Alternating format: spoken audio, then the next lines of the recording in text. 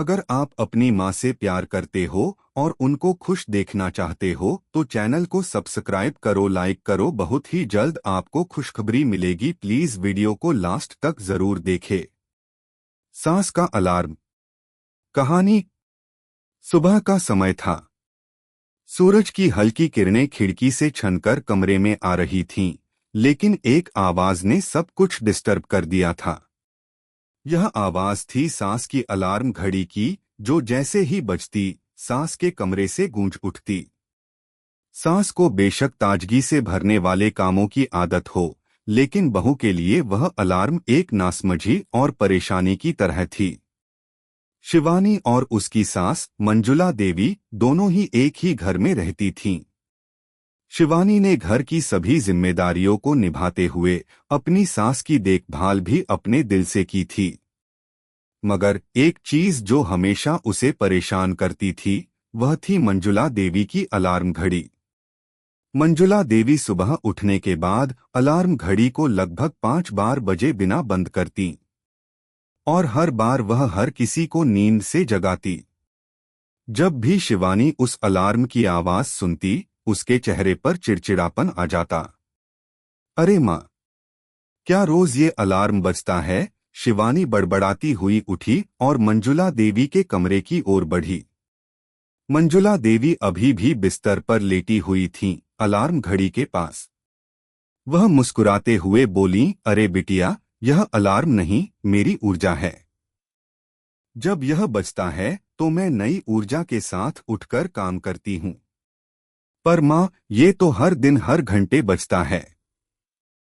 क्या इसे थोड़ा शांत नहीं कर सकती? शिवानी ने अपनी शिकायत की। तू भी न बिटिया, यह सब तुम्हारी आधुनिक सोच है। जब मैं तेरी उम्र की थी तो हम बिना अलार्म के भी समय पर उठते थे। अब मुझे क्या कहूँ, यह घड़ी मेरा साक्षात गुरु बन गई है। मंजुला देवी हंसते हुए बोली। पर माँ, जब यह बजती है तो मेरी नींद टूट जाती है। और तो और एक बार तो तुम इसे बंद भी नहीं करती, और फिर पूरे घर में तेरा अलार्म बजता रहता है। शिवानी ने अपनी परेशानी को फिर से जाहिर किया।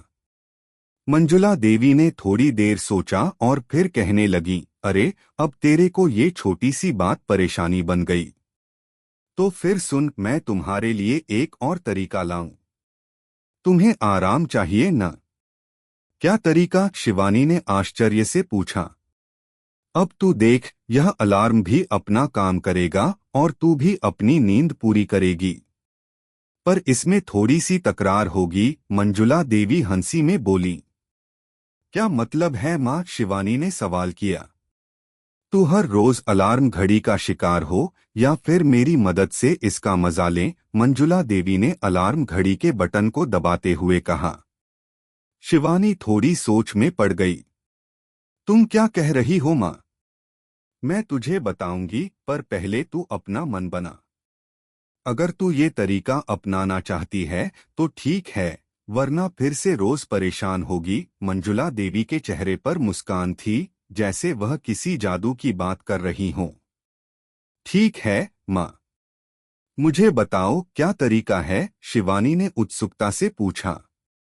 मंजुला देवी ने धीरे से अलार्म घड़ी को अपनी आंखों के सामने लाकर कहा, देख, जब यह घड़ी सुबह 5 बजे बजेगी तो तू इसके पास आएगी और इसे इस तरह से दबाएगी जैसे कोई कुंजी हो।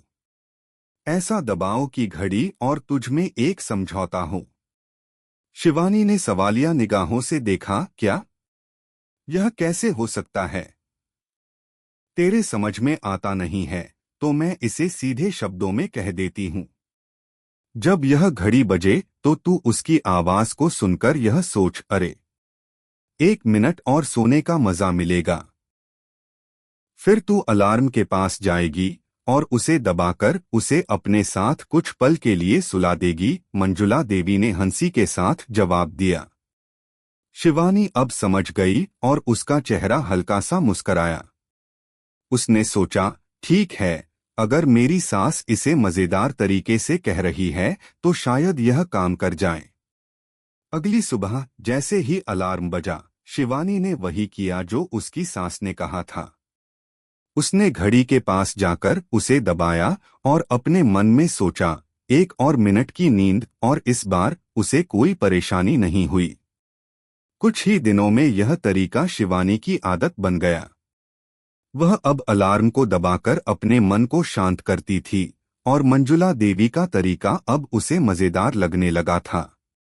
धीरे धीरे दोनों के बीच की चिढ़ और शिकायतें खत्म हो गईं। फिर एक दिन जब शिवानी ने मंजुला देवी से पूछा, माँ, यह तरीका तो काम कर गया, पर क्या आपको भी कभी इस घड़ी से परेशानी होती है? मंजुला देवी हंसते हुए बोली, बिल्कुल नहीं बिटिया। यह घड़ी तो मेरी दोस्त है, मुझे हमेशा प्रेरित करती है। तुम्हें तो बस एक नया दृष्टिकोण चाहिए था। शिवानी हंसते हुए बोली, हाँ माँ, अब समझ आई, लेकिन अगली बार अगर यह घड़ी और परेशान करती है तो मैं खुद से ही कहूंगी, 1 और मिनट सोने का मजा मिलेगा। मंजुला देवी ने उसकी बात सुनकर प्यार से सिर पर हाथ रखा, तू भी न बिटिया। कभी कभी जिंदगी के छोटे छोटे मुद्दे भी हमें बड़े रास्ते दिखा देते हैं। जो तरीका हमें परेशानी लग रहा था, वही तरीका अब हमें हल्का भी लगने लगा है। यही जीवन का रहस्य है। और फिर दोनों ने मिलकर उस दिन की शुरुआत की, एक हंसी के साथ और एक नए दृष्टिकोण के साथ, क्योंकि सास और बहू की जीवन यात्रा में छोटी छोटी बातें ही कभी कभी बड़े बदलाव ला देती हैं।